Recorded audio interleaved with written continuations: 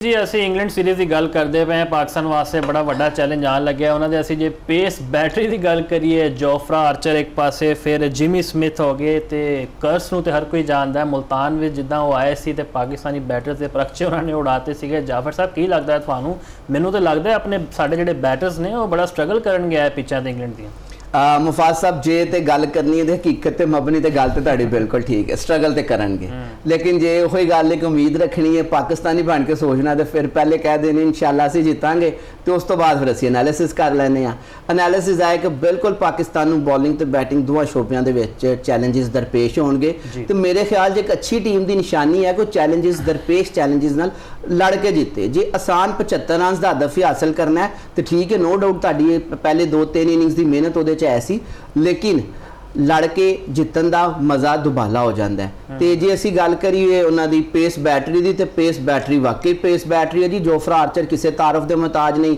Brandon cars नूं वेख लो, Josh टंग नूं वेख लो, जिमी स्मिथ नूं वेख लो, तो मेरे ख्याल से एटिंगसन ने ना जेडे वो भी अपन पिचां ते पेसर ही ने, वो मीडियम फास्ट बॉलर ने, लेकिन उत्थे उन्होंने भी तेज़ गेंद करनी है। तो पाकिस्तानी बल्लेबाजां नूं मिडल ऑर्डर के रिजवान ते सलमान अली आगा का सानूं डर लग रहा, क्योंकि उन्होंने जी तकनीक अच्छी नहीं जा रही, तो अगे जाके देखो की करते हैं। लेकिन उम्मीद है कि मे भी वो चलन, लेकिन बाबर आजम नाल बहुत ज़्यादा तवक्कुआत ने। 35वीं इनिंग्स उन्होंने खेडी, तकरीबन उन्होंने 4 तो 5 साल का गैप आ गया उन्होंने सेंचुरी दे। आइडियल पिचा ने जाफर साहब, वो तो चाहिए कि 100-150 लाजमी करन। वो जो 88 रन से आउट हो गए, मैंने उसे बड़ा दुख होया सी एज ए क्रिकेट फैन। मैं भी चाहता सीगा, क्योंकि ਤੁਹਾਨੂੰ याद होएगा 150 ਜਿਹੜਾ ਅਬਦੁੱਲਾ ਸ਼ਫੀਕ ने किया, उस तो ज़्यादा एक हाइप क्रिएट की गई सी बाबर आजम की सेंचुरी की कि यार है बस हो जाए किसी तरह, लेकिन इन्ने प्रेशराइज नज़र आए ने कि रन आउट हो गए। मुफाज मैं ना बाबर आजम ते अब्दुल्ला शफीक की जी बैटिंग है ना, उन्होंने मैं थोड़ा जिहा तुहानूं ना रिलेट करांगा। मुल्तान टेस्ट दे विच पहली इनिंग दे विच जदों तकरीबन 550 की पार्टनरशिप लगी है हैरी ब्रुक ते जो रूट दे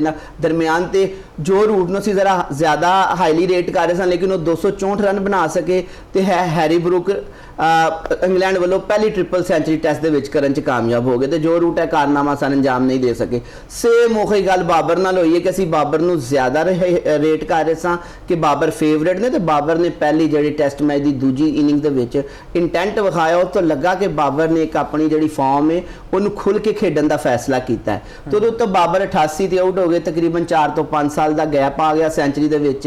35 इनिंग्स बगैर सेंचुरी तो चली गई, तो एक बड़ा बुरा टफ पीरियड उन्होंने चल रहा है। क्योंकि देखो बाबर आजम जो स्टार बल्लेबाज टीम के विच होना, टीम का हौसले बुलंद करता, फिर वो कप्तान होए, फिर वो लीडर होए, फिर ज़्यादा हौसला बुलंद करता। जो वो परफॉर्म भी कर जाए तो फिर तो सोने ते सुहागा है। तो उम्मीद की जा सकती है कि साडी दुआ है कि Babar Azam double century score करन। बाबर आजम के खाते दे विच अज तक कोई डबल सेंचुरी नहीं है। असीं चाहते हैं कि वो अजीम बल्लेबाजां दी फहरिस्त चाहन जिन्होंने इंग्लैंड के लॉर्ड्स के मैदानों उत्ते सेंचुरी ते डबल सेंचुरी स्कोर की है। तो उम्मीद की जा सकती है जी बाबर आजम अपनी सेंचुरी की जिहड़ी प्यास है उन्होंने खत्म करनगे, तो अपने नाल दूजे खिलाड़ियों भी अच्छे तरीके नाल लीड करांगे। एक गल इत्थे करना चाहांगा कि पहली सीरीज़ ऐसी है कि दोहां टीमां दे कप्तान होने जिन्होंने एक तवील अरसे तो बाद दोबारा कप्तानी करनी। बाबर आजम 3 साल ते जो रूट तकरीबन 5.5 साल के गैप तो बाद दोबारा टेस्ट टीम की कप्तानी संभाल रहे हैं, तो उन्होंने इम्तिहान है पाकिस्तान के खिलाफ। तो बाबर ने पहले 2 टेस्ट मैचों की सीरीज़ है जी एक हारे तो फिर एक जित के ड्रा की, तो बाबर का मुराल भी बुलंद होएगा, तो जो रूट भी एक नवे वलफले नाल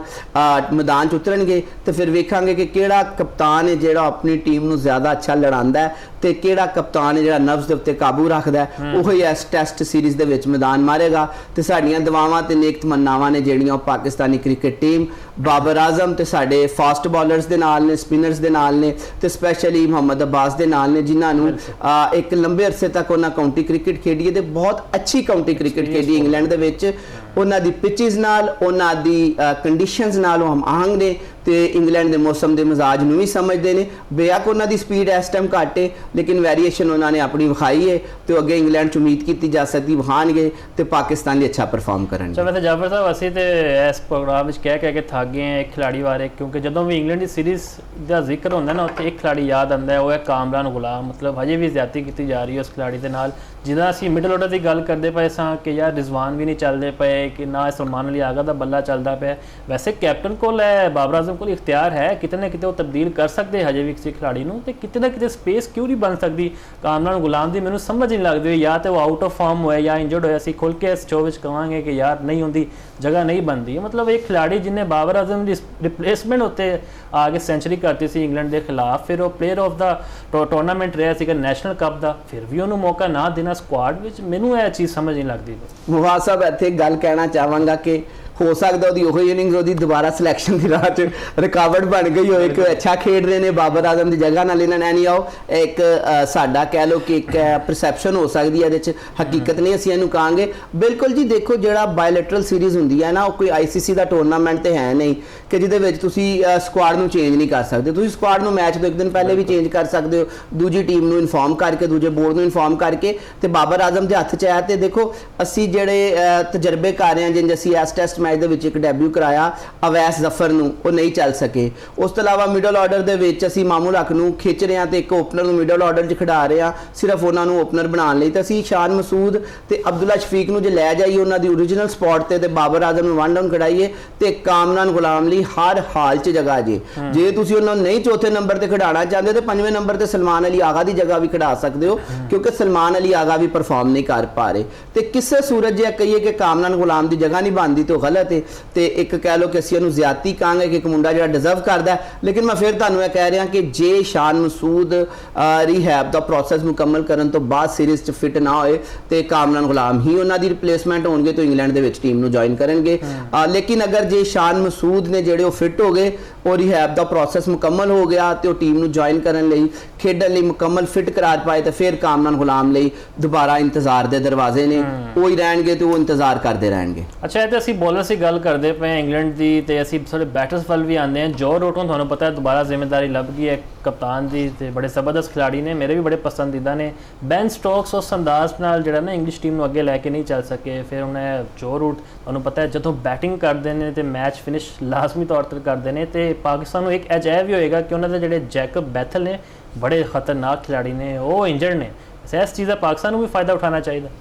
ਜੀ ਮੁਫਾਜ਼ ਸਾਹਿਬ, ਬਿਲਕੁਲ ਜੋ ਰੂਟ ਦੀ ਜਿੰਨੀ ਤਾਰੀਫ ਕਰੀਏ ਘੱਟ ਹੈ। ਮੇਰੇ ਖਿਆਲ 'ਚ ਜੋ ਰੂਟ ਮੈਨੂੰ ਲੱਗ ਰਿਹਾ ਕਿ ਨੀਅਰ ਫਿਊਚਰ ਦੇ ਵਿੱਚ ਅਗਰ ਜੋ ਅਗਲੇ 1-2 ਸਾਲ ਟੈਸਟ ਕ੍ਰਿਕਟ ਖੇਡ ਗਏ, ਉਹਨਾਂ ਰਿਟਾਇਰਮੈਂਟ ਨਾ ਲਈ ਤੇ ਸਚਿਨ ਤੰਦੂਲਕਰ ਦੇ ਕਈ ਰਿਕਾਰਡ ਉਹ ਤੋੜ ਜਾਣਗੇ।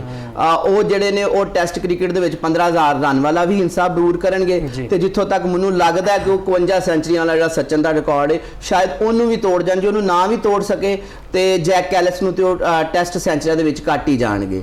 ਤੇ ਉਮੀਦ ਕੀਤੀ ਜਾ ਸਕਦੀ ਹੈ ਕਿ ਜੋ ਰੂਟ ਨੇ ਜਿਹੜੇ ਉਹ ਪਾਕਿਸਤਾਨ ਦੇ ਖਿਲਾਫ ਵੀ ਆਪਣੀ ਜਿਹੜੀ ਫਾਰਮ ਹੈ, ਖੈਰ ਸਾਡੇ ਲਈ ਉਮੀਦ ਤੇ ਨਹੀਂ ਹੋਗੀ, ਸਾਡੇ ਲਈ ਤਾਂ ਨੁਕਸਾਨਦੇਹ ਚੀਜ਼ ਹੋ ਜੋ ਅੱਛਾ ਖੇਡਣਗੇ। ਲੇਕਿਨ ਬਤੌਰ ਜੇ ਕ੍ਰਿਕਟ ਫੈਨ ਗੱਲ ਕਰੀਏ ਤੇ ਇੱਕ ਅੱਛਾ ਖਿਡਾਰੀ ਹੈ, ਉਹ ਅੱਛਾ ਖੇਡਦਾ ਤੇ ਉਹਦੀ ਤਾਰੀਫ ਕਰਨੀ ਬਣਦੀ ਹੈ। ਤੇ ਪਾਕਿਸਤਾਨ ਲਈ ਜੋ ਰੂਟ ਲੈਣ ਨੰਬਰ ਦਾ ਜ਼ਮਾ ਹੋਣਾ ਪਾਕਿਸਤਾਨੀ ਬੋਲਰਾਂ ਲਈ ਇੱਕ ਬਹੁਤ ਵੱਡਾ ਚੈਲੰਜ ਹੋਗਾ। ਤੁਸੀਂ ਵੇਖੋ ਕਿ ਜੋ ਰੂਟ ਜਿਹਾ ਖਿਡਾਰੀ ਜਿਹੜਾ ਤੁਹਾਡੀ ਹੋਮ ਕੰਡੀਸ਼ਨਸ ਦੇ ਉੱਤੇ ਆ ਕੇ ਤੁਹਾਡੀ ਸਪਿਨ ਪਿਚ ਦੇ ਉੱਤੇ ਜਿਹੜੀ ਤੁਸੀਂ ਆਪ ਬਣਾਈ ਮੁਲਤਾਨ ਦੀ ਪਿਚ ਦੇ ਉੱਤੇ ਇੰਨਾ ਅੱਛਾ ਖੇਡ ਗਿਆ, ਤੁਹਾਨੂੰ ਇੰਨੇ ਉਹਨੇ ਪ੍ਰੋਬਲਮ ਕ੍ਰੀਏਟ ਕੀਤੇ ਤੇ ਆਪਣੇ ਮੁਲਕ ਦੇ ਵਿੱਚ ਆਪਣੀ ਪਿਚ ਦੇ ਉੱਤੇ, ਤੇ ਉਦੋਂ ਜਦੋਂ ਕਪਤਾਨ ਹੈ ਉਹ ਆਪ ਕਪਤਾਨ ਹੈ, ਖੁੱਲ ਕੇ ਖੇਡੇਗਾ ਤਾਂ ਕਿੱਡਾ ਖਤਰਨਾਕ ਸਾਬਿਤ ਹੋ ਸਕਦਾ ਹੈ। ਜੋ ਰੂਟ ਸਾਡੇ ਬਾਬਰ ਆਜ਼ਮ ਵਾਂਗਰ ਉਹਨਾਂ ਖਿਡਾਰੀਆਂ ਦੇ ਵਿੱਚ ਨੇ ਜਿਹੜੇ ਕਪਤਾਨ ਬਣਦੇ ਨੇ ਤੇ ਉਹਨਾਂ ਦੀਆਂ ਜਿਹੜੀ ਕਾਰਕਰਦਗੀ ਮਜ਼ੀਦ ਨਿਖਰ ਜਾਂਦੀ ਹੈ। ਮੈਂ ਆਪਣੇ ਪੂਰੀ ਅੱਜ ਤੱਕ ਜਿੰਨਾ ਕ੍ਰਿਕਟ ਫੋਲੋ ਕੀਤਾ ਸਿਰਫ ਚੰਦ ਇੱਕ ਖਿਡਾਰੀ ਦੌਰੇ ਹਾਜ਼ਰ 'ਚ ਐਸੇ ਨੇ ਕਿ ਜਿਨ੍ਹਾਂ ਨੂੰ ਜਦੋਂ ਕਪਤਾਨੀ ਮਿਲੀ ਤੇ ਉਹਨਾਂ ਜਿਹੜਾ ਬੱਲਾ ਉਹ ਰਨਸ ਉਗਲਣ ਲਗਾ ਤੇ ਉਹਨਾਂ ਨੂੰ ਐਸੀ ਰਨਸ ਉਗਲਣ ਦੀ ਆਦਤ ਪਈ ਕਿ ਕਪਤਾਨੀ ਚਲੀ ਵੀ ਗਈ ਤੇ ਉਹ ਆਦਤ ਨਹੀਂ ਗਈ। ਸਟੀਵ ਸਮਿਥ ਵੇਖ ਲਓ ਤੁਸੀਂ, ਬਾਬਰ ਆਜ਼ਮ ਵੇਖ ਲਓ ਜਾਂ ਜੋ ਰੂਟ ਵੇਖ ਲਓ। ਤੇ ਜੋ ਰੂਟ ਹੀ ਨਹੀਂ, ਬੈਨ ਟਕਟ ਵੀ ਸਾਡੇ ਲਈ ਖਤਰਨਾਕ ਸਾਬਤ ਹੋ ਸਕਦੇ ਨੇ ਤੇ ਜੈਕਬ ਬੀਥਲ ਦੀ ਕਮੀ ਉਹ ਪੂਰਾ ਕਰ ਸਕਦੇ ਨੇ। ਜਿੰਜ ਜੋ ਤੇਜ਼ ਖੇਡਦੇ ਨੇ, ਜਿੰਜ 100 ਦੇ ਵਿੱਚ ਉਹ ਪਰਫਾਰਮੈਂਸ ਦੇ ਰਹੇ ਨੇ ਪਾਕਿਸਤਾਨੀ ਟੀਮ ਲਈ ਤੇ ਬੋਲਰਸ ਲਈ ਮੁਸ਼ਕਲਾਂ ਦਾ ਸਾਹਮਣਾ ਕਰਨਾ ਪੈ ਸਕਦਾ ਉਹਨਾਂ ਨੂੰ। ਲੇਕਿਨ ਉਮੀਦ ਹੈ, ਦੁਆ ਹੈ ਕਿ ਇਹ ਮੁੰਡੇ ਅੱਛਾ ਖੇਡਣ ਤੇ ਪਾਕਿਸਤਾਨ ਦੀ ਕ੍ਰਿਕਟ ਟੀਮ ਹੀ ਆ ਟਰਾਫੀ ਚੁੱਕੇ।